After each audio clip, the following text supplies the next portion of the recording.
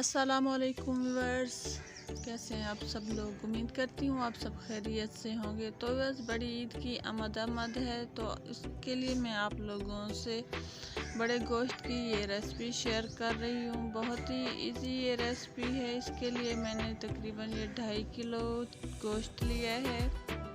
तो बस ईद वाले दिन बहुत ज़्यादा काम काज होते हैं। ये बहुत इजी रेसिपी है, इसको आप चूल्हे पे चढ़ा के अपने बाकी काम काज कर सकते हैं।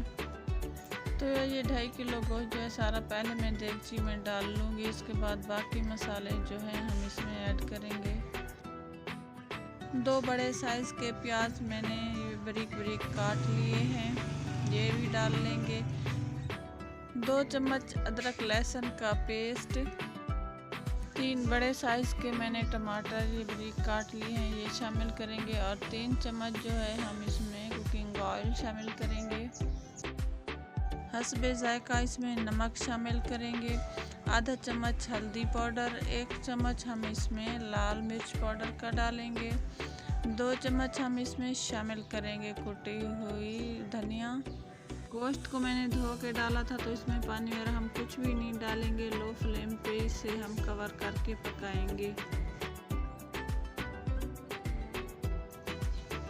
तो व्यूअर्स तकरीबन 25-30 मिनट हो गए हैं इसको पकते हुए। तो प्याज और टमाटर जो हैं ये अच्छी तरह गल चुके हैं और गोश्त भी नरम हो गया है। तो अब इसकी हम अच्छी तरह भुनाई कर लेंगे। इसमें हम कोई भी बाज़ारी मसाला ऐड नहीं करेंगे। घर के मसालों में देखना ये कितनी मज़ेदार रेसिपी बनती है, बिल्कुल देगी कुरमे की तरह।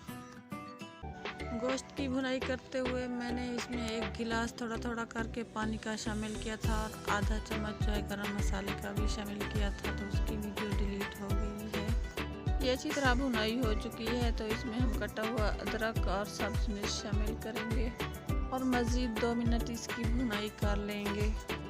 तो बच्चे शोरबा वगैरह बहुत ज़्यादा पसंद करते हैं, तो इसलिए 2 मिनट भुनाई के बाद इसमें हम 1.5 गिलास पानी का शामिल करेंगे और मज़ीद इसको लो फ्लेम पे कवर करके हम पकाएंगे। तो हमारा मज़ेदार सा ये देसी तरीके से पका हुआ कोरमा तैयार हो जाएगा।